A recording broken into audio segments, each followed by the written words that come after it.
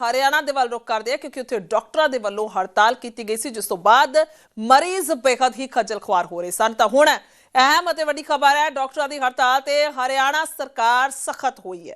सरकार ने 6 महीने के लिए दस कि एस्मा लगा दिता है। सेहत विभाग ने नो वर्क नो पे नियम लागू कर दिता है और इसका मतलब यही है, जेकर तुसी काम नहीं करोगे तो तुहानू उन्ने दिन की तनख्वाह भी नहीं मिलेगी। जेकर तुसी सरकारी डॉक्टर भी हो तो हड़ताल ते चले गए हो, काम नहीं कर रहे तो तुहानू तनख्वाह उस हिसाब के नाल नहीं दी जाएगी। तो हड़ताल ते गए ने डॉक्टर जिहड़े उन्होंने सैलरी नहीं मिलेगी। 2 दिनों तो डॉक्टर सरकारी डॉक्टर हड़ताल ते ने। बहुत वड्डे पद्धर ते हरियाणा दे विच असीं कह सकते हैं जिहड़े मरीज ने वो खज्जल खुआर हो रहे हैं, उन्होंने बेहद परेशानी का सामना करना पै रहा है। एमरजेंसी सहूलतां भी प्रभावित हो रही ने, ऑपरेट नहीं हो रहे। तो सुभाविक तौर पर सिर्फ आम मरीज नहीं बल्कि एमरजेंसी मरीज भी प्रभावित हो रहे हैं। तो अंदाजा लाया जा सकता है कि किन्ने वड्डे पद्धर ते इन्हां मरीज़ां नूं परेशानी हो रही है, क्योंकि सेहत अजिही चीज़ है जिस नूं लैके सिर्फ 1 घंटे दे विच ही या कह लीए कि कुछ समा भी कटना बहुत ही मुश्किल लगता है मरीज नूं। और जेकर 2 दिन हो चुके ने हड़ताल ते ने डॉक्टर, तो बहुत ज़्यादा परेशानी आम मरीज़ां नूं आ रही है। इस दे चलदे हरियाणा सरकार दे वल्लों सख्ती की गई है और इन्हां दियां अपणियां मंगां ने डॉक्टर्स दियां। तां सीधे तौर ते इन्हां दा कहना है कि जिहड़ी SMO दी भर्ती है वो डायरैक्ट नहीं होनी चाहिए। इस मंग के इलावा भी होर मंगां ने जिस नूं लैके हड़ताल जिहड़ी है डॉक्टरां ने कीती हुई है और 2 दिन तो लगातार सरकारी डॉक्टर हड़ताल दे चलदे प्रभावित ने। तां अंकित दुदाने जुड़ चुके हैं मेरे सहयोगी फोन लाइन ते।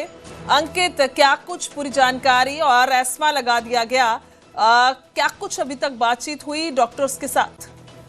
बिल्कुल, डॉक्टर्स की 2 दिन की स्ट्राइक थी और 2 दिन कल पूरे हो चुके हैं, लेकिन सरकार की ओर से कोई बातचीत नहीं की गई।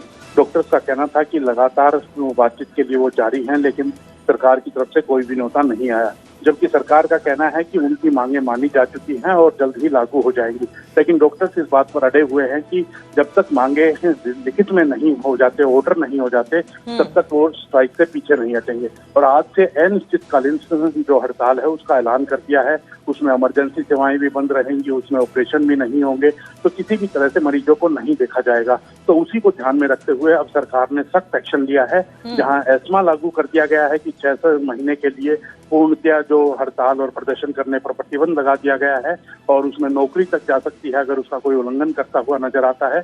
तो वहीं नो वर्क नो पे भी लागू कर दिया गया है कि जो डॉक्टर्स नौकरी पर नहीं आएंगे, जो काम पर नहीं आएंगे, उनको उन दिन की तनख्वाह भी नहीं मिलेगी। तो साफ तौर पर सरकार भी पूरी तरह से सख्त नजर आ रही है। अब देखना होगा कि बीच का रास्ता क्या निकल करके सामने आता है, क्योंकि जो परेशानी है वो मरीजों को उठानी पड़ रही है। 2 दिन से भी हम देख रहे हैं कि अस्पतालों के अंदर मरीज आ रहे हैं। हालांकि सरकार वैकल्पिक व्यवस्था ही कर रही है।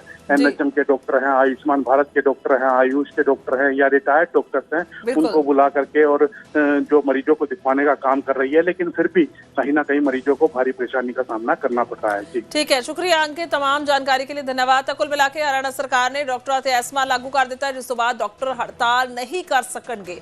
सरकार ने आदेश जारी करके कहा है कि गंभीर रूप से नाल जिहड़े बीमार ने, अन्य मरीज ने, होर उन्हां दी देखभाल दे लई जरूरी है कि सेहत सुविधावां, सेहत विभाग, डॉक्टर कर्मचारी बिना किसी रुकावट दे अपनी सेवावां जारी रखण, क्योंकि हड़ताल करन दे नाल लोकां दी सेहत ते उन्हां दे जीवन ते बहुत बुरा असर पैंदा है। क्योंकि एमरजेंसी खास तौर ते जदों पेशेंट होवे तां उन्हां नूं तुरंत इलाज चाहिदा है। उस वेले जेकर इलाज नहीं मिलदा, अंदाजा लाया जा सकदा है कि इस वड्डे पद्धर ते उन्हां दा परिवार ते ओ मरीज सफर करदा है।